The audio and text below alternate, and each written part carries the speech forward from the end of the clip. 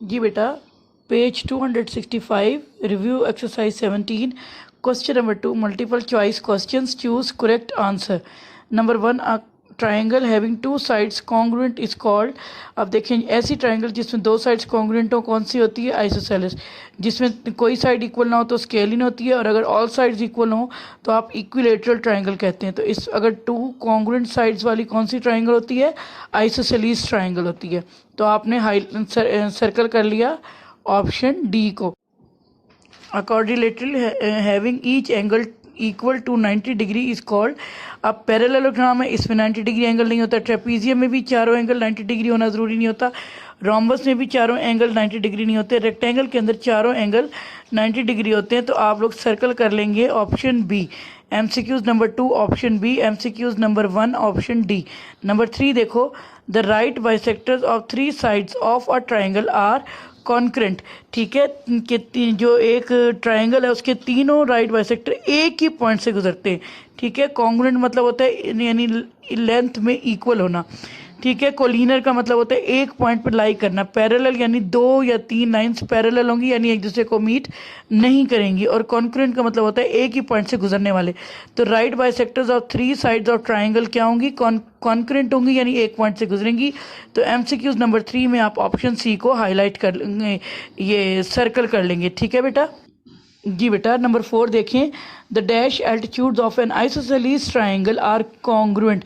ठीक है, isosceles triangle में 2 आपके एल्टीट्यूड कॉन्ग्रुएंट होते हैं।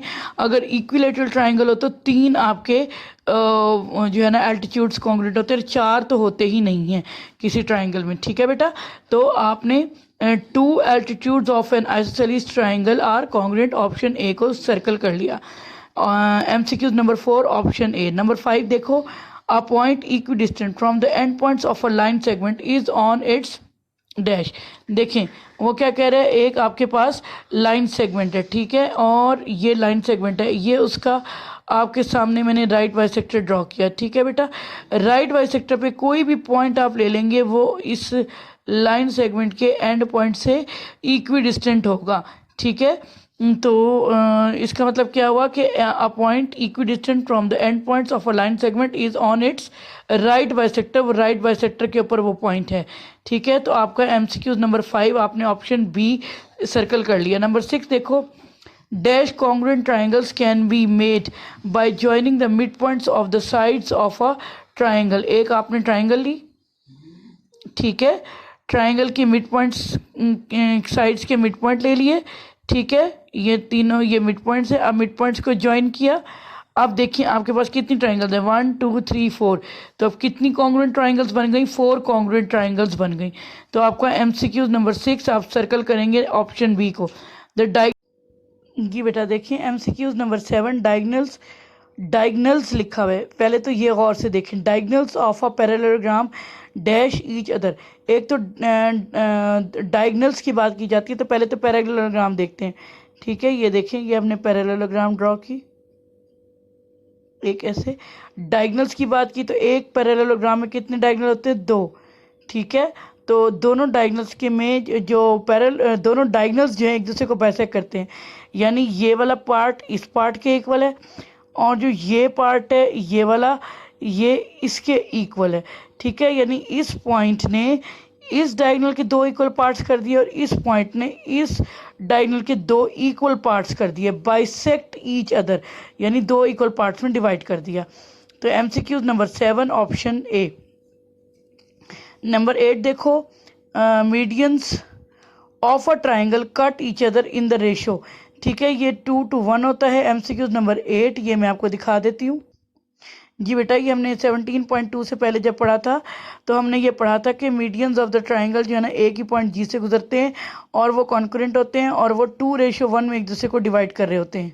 देखें आपके पास अगर मीडियन है AQ, ठीक है, तो ये साइड डबल है और ये उसकी हाफ है। फॉर एग्जांपल अगर ये 4 होगा तो ये 2 होगा। इसी तरह से अगर ऊपर 4 होगा तो नीचे मेजरमेंट 2 होगी। अगर इधर मेजरमेंट 8 है तो इधर मेजरमेंट उसका हाफ 4 होगी। ठीक है, तो ये जो पॉइंट है ये एक मीडियन, यानी इस पॉइंट पे डबल इधर होता है, हाफ इधर होता है। तो हम कहते हैं कि जो मीडियन ऑफ ट्राइंगल होता है वो 2:1 में डिवाइड हो रहा होता है। जी बेटा, इसी तरह से देखें, one angle on the base of an isosceles triangle is 30 degree, what is the measure of its vertical angle. बेटा जब एक आइसोसेलेस ट्राइंगल में दो आपके एंगल्स इक्वल होते हैं, इक्वल एंगल्स को हम कह देते हैं कि ये जी बेस एंगल है। जो इक्वल एंगल होता है इसे हम कह देते हैं बेस एंगल, यानी ये दोनों बेस एंगल कहलाए, और इसको हम कहते हैं वर्टेक्स एंगल। क्या? Vertex angle. अब आइसोसेलेस ट्राइंगल में दो बेस एंगल हो गए जो इक्वल होते हैं, और तीसरे एंगल को कहते हैं वर्टेक्स एंगल। ठीक है, अब वो कह रहे हैं कि आपके पास दो अगर बेस एंगल 30 डिग्री है, तो देखें 30 + 30 60। ठीक है, और मैं 180 में से -30 और -30 करूं तो मेरे पास क्या आता है? 120 डिग्री। तो वो कह रहा है कि what is the measure of its vertical angle. तो वर्टिकल एंगल की मेजरमेंट आती है 120। तो ऑप्शन 9 और आप MCQs नंबर 8 को सर्कल कर लेंगे। नंबर 10 देखो, if 3 altitudes of the triangle are concurrent then triangle is equilateral. अगर 3 एल्टीट्यूड्स इक्वल होंगे तो ट्राइंगल आपकी इक्विलेटरल होगी। अगर आपके 2 एल्टीट्यूड्स इक्वल होंगे तो आपकी ट्राइंगल आइसोसेलेस होगी। ठीक है बेटा। अच्छा, नंबर 11 देखो, if two medians of a triangle are congruent then triangle will be isosceles triangle। ठीक है, नंबर 10 में ऑप्शन ए सर्कल करें, नंबर 11 में भी ऑप्शन ए सर्कल कर लें।